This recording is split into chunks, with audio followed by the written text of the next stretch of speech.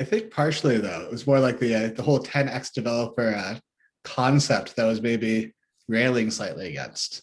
Yeah. And so we all heard the phrase, 10x developers, obviously. Yes. Yes. But I think a lot of are you a 10x developer here or there depends a lot of the context as well. Yeah. And so, for instance, if you look at like my early days, doing the whole trading thing, at that point, I am not a good developer at all. But I know very precisely what the problems are and very precisely what the solution looks like. And I know, if I do X, Y, Z, I can get good or bad results.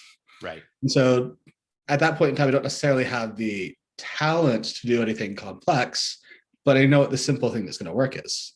Yeah. And so I can take very little time, program something quick and simple, and get good results with it. Versus, I think the kind of prototypical 10x developer you think about is, I don't know, somebody who builds things very quickly or correctly all the time, or maybe writes unit tests and is responsible about their processes. Right. But I think it's a lot more context kind of driven than I think we typically give it credit for as well. Right. Okay. I think I'm personally still trying to suss out what does a 10x developer really mean.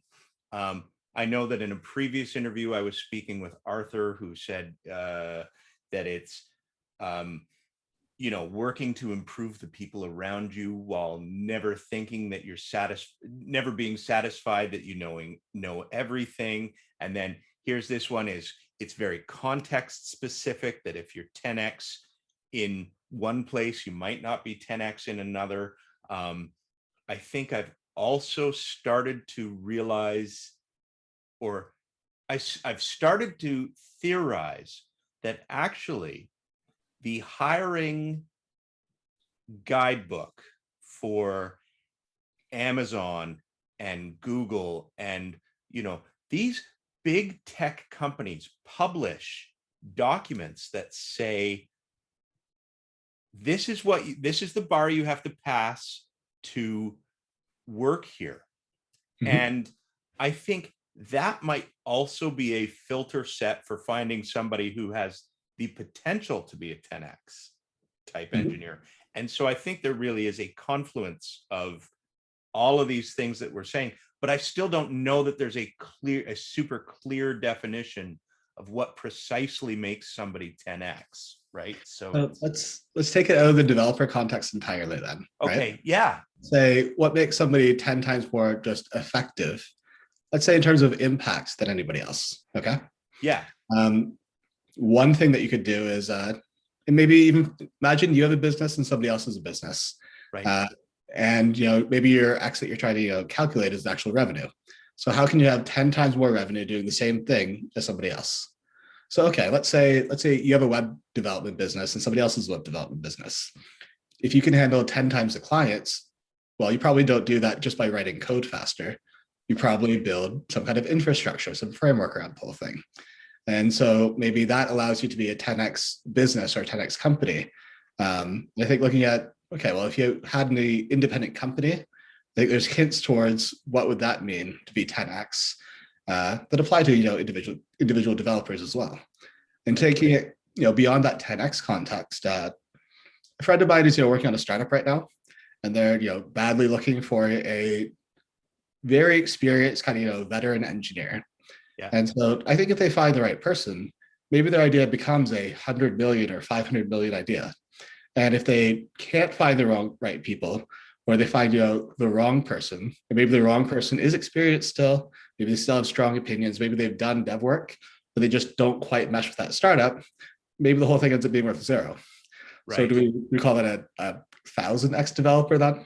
Amazing. Because, amazing. Right or wrong person, basically sinks or swims the whole thing. Yeah. And similarly, flip that around a bit. Look at the Amazons or Facebooks of the world. What would a 1000x developer look like there? Well, it's probably somebody who has a clever idea that turns into the next S3. Yes. Now you have a product line based on that idea, and adding that idea makes them hundreds of millions a year. And so that's what 1000x looks like. Right. And so if I said, okay, well, how do you become a 10x or 100x or 1000x developer? It's probably figuring out what are the problems to solve, Yeah. especially what are the problems to solve that aren't obvious. Yeah. What does a solution for that problem look like? Especially a solution to a problem that you're not going to have competition around. So if nobody else is trying to solve something, Right. it's not just the marginal difference between what your solution is versus the next best thing. It's your solution versus nothing else exists. Yeah. Uh, and I think that's where basically impact actually comes from. Right.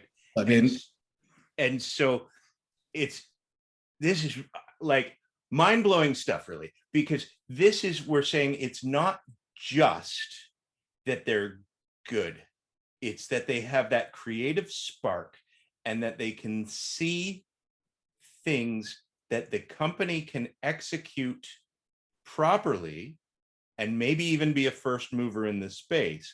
So mhm, they can execute it, they can they can move in the space, and they have the skill to actually either implement it or bring people along with them